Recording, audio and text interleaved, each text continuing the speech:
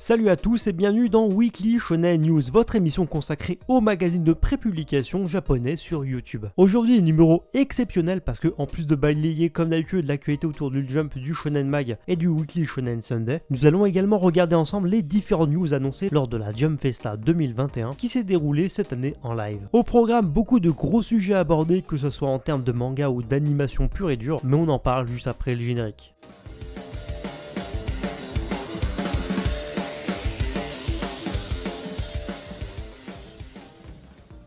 Avant de commencer la vidéo, je ne peux que vous inviter à lâcher les pouces bleus, ça montrera dans un premier temps à quel point vous aimez ce genre d'émission et ça m'aidera beaucoup à mettre mon contenu en avant sur YouTube, donc un grand merci à vous. C'est grâce à vous que la chaîne arrive à briller sur YouTube et si c'est pas déjà fait, je ne peux que vous inviter à vous abonner à la chaîne, c'est totalement gratuit et si on parle d'actu manga. Enfin bon, sur ce, je vous propose d'attaquer l'actu manga et on va commencer avec l'actu autour du Weekly Shonen Jump et on va donc débuter ce premier sujet d'actu avec les premières informations que nous avons eues concernant le numéro 5 et 6 du Weekly Shonen Jump qui sera également un numéro double. Alors comme déjà teasé, la couverture reviendra au légendaire One Piece afin de célébrer son chapitre 1000 avec une double couverture commémorative. Nous avons également eu le droit au visuel justement de cette double illustration qui sera pour rappel répartie sur les numéros 3 et 4 et 5 et 6 du Weekly Shonen Jump et ce visuel a été révélé lors de la Jump Festa. À cette occasion, l'ensemble des auteurs publiés actuellement dans le Jump rendent hommage à leur façon en dessinant chacun un personnage emblématique de One Piece. Une bien belle façon de rendre hommage au travail de Eiichiro Oda. Les pages couleurs du Shonen Jump numérotés 5 et 6 reviendront à The Promised Neverland qui va bénéficier d'un one-shot de 32 pages, ainsi qu'à un one-shot centré sur One Piece intitulé Shokugeki no Sanji qui fera également 39 pages. Et enfin, le dernier manga qui bénéficiera de pages couleurs, c'est Black Clover. Enfin, pour ce numéro, le manga Bill King va avoir le droit à des pages supplémentaires pour un chapitre d'un total de 23 pages. Pour le reste des news, un poster qui célébrera le film d'animation Gintama The Final, donc le dernier film de la licence, sera disponible dans les pages du Weekly Shonen Jump numéro 5 et 6. Et d'ailleurs, pendant qu'on parle de Gintama, notez également que le personnage de Gintoki, Kagura et Shinpachi, donc à savoir notre trio de héros de Gintama, apparaîtront tous trois sur la couverture du Jump Giga de 2021 qui sortira cet hiver. Parlons maintenant d'une grosse surprise en termes d'actu, et il s'agit sûrement d'une des news les plus surprenantes aujourd'hui, et cette info c'est qu'un tome inédit du manga Death Note, sous forme de one-shot, s'apprête à sortir en 2021. Après nous avoir proposé en 2020 un one-shot de plus de 70 pages, faisant suite justement aux aventures de Light Yagami, le manga Death Note va donc faire son grand retour le temps d'un tome et ça fait plaisir. Tout simplement nommé Death Note Short Stories, ce one shot sera bien entendu signé par les deux célèbres auteurs de Death Note, donc Takeshi Obata et Tsugumi Oba, et sera disponible au Japon à partir du 4 février 2021. Pas plus d'informations sur le contenu, mais en tout cas je pense que ça va être lourd. Juste avant on parlait de One Piece, et il faut savoir que le panel consacré à One Piece lors de la Jump Festa 2021 a été l'occasion pour Eiichiro Oda de s'exprimer sur le futur de One Piece et ce qui attend les fans en 2021. Pour résumer brièvement justement le texte que nous a proposé Eiichiro Oda, le célèbre mangaka nous tease le retour du personnage de Shanks qui commencera visiblement à bouger dans le manga en 2021 et sans surprise il a également été précisé à travers ce texte que le manga se dirige lentement mais sûrement vers sa conclusion. Ensuite, Jujutsu Kaisen atteint la barre des 15 millions de copies en circulation sur le marché, un des trucs intéressants parce que je vous en avais parlé justement récemment, mais le manga Chainsaw Man va entrer dans sa partie 2 et justement via la Jump Festa on a eu des informations sur cette deuxième partie. En effet, d'après l'éditeur de Tatsuki Fujimoto, donc auteur de Chainsaw Man, la partie 2 du manga Chainsaw Man repose sur une idée assez simple, Denji qui va à l'école. Et ce tout nouvel arc sera intitulé l'arc de l'académie. Alors c'est vrai que là sur le papier l'idée est simple, elle fait pas forcément rêver, mais je trouve qu'elle peut nous apporter des choses assez fun, surtout connaissant Denji. Et enfin dernier point concernant pas le Jump mais on va dire Shueisha de façon générale, qu'on a découvert à travers la Jump Festa, c'est tout simplement une petite information très sympathique concernant Dragon Ball Super version manga. En effet nous avons découvert le premier visuel officiel du personnage de Granola, si on ne compte pas les fuites bien entendu, qui se présente comme l'antagoniste majeur du nouvel arc, et de cette nouvelle histoire qui commence aujourd'hui même sur Manga Plus, et le tout bien entendu en couleur. On enchaîne avec l'actualité concernant le Weekly Shonen Magazine, et si vous pensez que l'actualité serait plus calme, et bah vous faites erreur, parce qu'au niveau annonce on a eu également du très lourd. Alors dans ce numéro pas d'informations directes concernant les prochains numéros du Weekly Shonen Magazine, étant donné qu'on est dans une période entre deux magazines numérotés doubles, mais il y a comme des choses assez lourdes, vous allez comprendre pourquoi. Déjà premièrement c'est confirmé, la suite du manga Seven Days Deadly Sins Nanatsu no Taizai intitulé Les 4 cavaliers de l'Apocalypse, qui sera réalisé par Nabaka Suzuki, donc auteur de Seven Deadly Sins, sera publié dans le Weekly Shonen Magazine numéro 9 de 2021 qui sera disponible à partir du 27 janvier 2021. Autre grosse information concernant le Weekly Shonen Magazine, Negi Aruba, donc le célèbre auteur de Gotobun no Hanayome, ce quintessentiel quintuplex, revient dans les pages du Weekly Shonen Magazine avec un tout nouveau manga, Sentai Denshikaku. La prépublication de ce manga débutera dans le Weekly Shonen Magazine numéro 10 qui sortira en 2021, et là franchement c'est plutôt une surprise parce qu'on aurait pu attendre que le mangaka revienne avec une comédie romantique, mais au final pas du tout, et je trouve ça plutôt osé de la part de l'auteur de revenir dans le magazine avec un Sentai. Entendez par là voilà un manga dans le style on va dire des Power Rangers. En tout cas perso je suis hypé par l'annonce. Et enfin dernière information en vrai concernant le magazine, les scénaristes de Tiger and Bunny, Nishida Masafumi et Tadayoshi Kubo vont proposer dans le Shonen Magazine une toute nouvelle série du nom de Tesla Note qui sera en fait un manga d'action et d'espionnage. Pour le coup ça sent un petit peu le Spy Family à la sauce Kodansha, et la publication de ce manga devrait commencer entre le numéro 11 et le numéro 14 du Shonen Mag. On n'a pas plus d'informations mais en tout cas ça a l'air très curieux. Et cette semaine malheureusement on zappe l'actualité autour du Shonen Sunday, sachant qu'en fait le dernier numéro était un numéro double, ce qui fait qu'on n'a aucune information concernant le prochain numéro, ou en tout cas pas plus d'informations que ce que je vous ai déjà donné la semaine dernière. Et avant de passer à la partie actu en rapport avec l'animation, faisons un rapide break pour parler en fait de notre partenaire de l'émission, à savoir la boutique JD World. Alors pour ceux qui ne la connaissent pas du tout, la boutique JD World c'est une boutique tenue par un passionné qui réside au Japon et qui vous propose chaque jour une multitude de produits dérivés en rapport avec vos licences favorites, que ça soit des figurines, des numéros de Jump par exemple, des goodies, des planches de manga et j'en passe. Malgré que j'ai fait une vidéo sur le sujet, vous êtes nombreux chaque semaine à me demander où acheter le Jump par exemple, et justement la boutique JD World est une des rares boutiques à le proposer, et ce chaque semaine. L'occasion idéale pour vous par exemple de choper sur la boutique le numéro 5 et 6 du Weekly Shonen Jump qui contiendra le très attendu chapitre 1000 de One Piece, ou un tout autre numéro contenant justement une couverture de votre manga favori. Et ce qui est vraiment bluffant avec JD World, c'est que en plus d'être rapide au niveau de l'emballage, le service est toujours impeccable, ce qui fait que vous pouvez très bien commander le dimanche soir ou le lundi votre Jump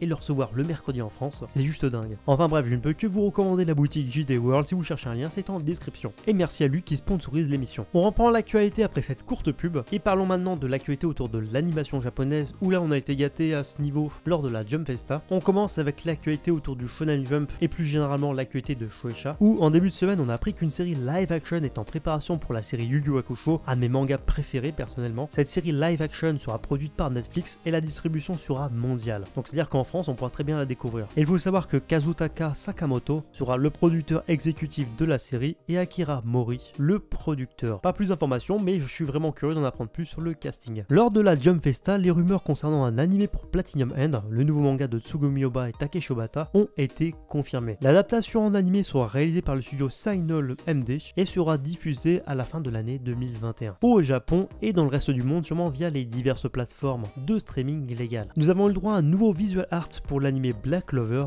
qui va entamer un tout nouvel arc. Nouveau visual art également pour l'animé My Hero Academia et sa saison 5. D'ailleurs la saison 5 de My Hero Academia sera diffusée à partir du 27 mars 2021. Nouveau visual art également pour la saison 2 de l'animé World Trigger. Et à noter d'ailleurs qu'il a été annoncé que la saison 3 était d'ores et déjà en production alors que la saison 2 n'est même pas sortie. Enfin la deuxième partie de l'animé Jujutsu Kaisen qui marquera le début de l'arc du tournoi entre les écoles de Tokyo et de Kyoto a eu également le droit à un nouveau visual art. Et en ce qui concerne l'animé Bleach, vous êtes nombreux chaque jour à me poser la question pour savoir si j'ai des news là-dessus. Et on attendait tous en fait la Jump Festa pour en apprendre beaucoup plus sur le sujet. Et malheureusement, il n'y a eu absolument aucune information au cours de la Jump Festa concernant une éventuelle date de sortie pour la suite de l'animé. En revanche, soyez-en sûr et pas besoin de me poser la question. Dès lors qu'il y aura une news assez importante concernant l'animé Bleach, je ferai une vidéo dédiée sur le sujet. Et on entame donc la dernière ligne droite de cette vidéo avec l'actualité autour de l'animation en rapport avec les licences directement issues du Shonen Magazine. Et vous avez été nombreux à me le demander, c'est normal, mais on va parler de Tokyo Revengers parce que je pense que cette semaine cette news a ravi bon nombre d'entre vous. En plus de nous avoir offert un premier trailer fort sympathique, nous avons enfin eu en fait justement la date de diffusion de l'animé et sortez vos agendas, Tokyo Revengers sera diffusé à partir du mois d'avril 2021